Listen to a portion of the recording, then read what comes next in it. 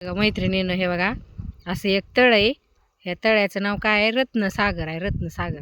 हे बघा ह्याच्यात कसं पक्षी बसल्या ते बघा. काय ते पक्षी कसं पोहत्या ते बघा.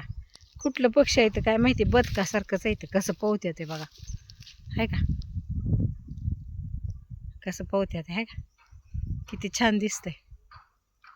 वळीनं चालल्या ते. इकडं होतं, इकडून परत तिकडं गेलं ते आता. आहे का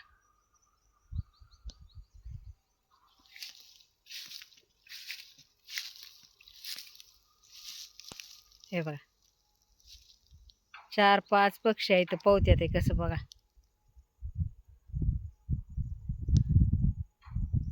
आहे का.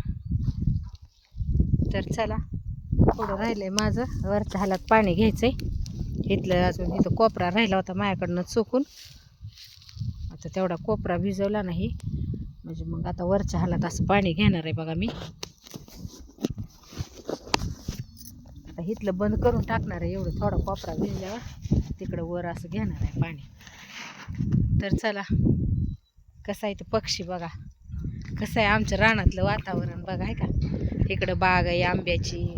आहे का इकडं बाग आहे आंब्याची. हे बघा नारळ दिसते, केळी आहे, डाळिंब आहे. तर चला माझं नाही बरं का, मी कामाला आहे इथं. नाहीतर म्हणचाल माझं सगळं रान आहे. माझं नाही, मी इथं कामाला आहे. राहायला पण इथंच आहे आणि कामाला पण इथंच आहे बघा.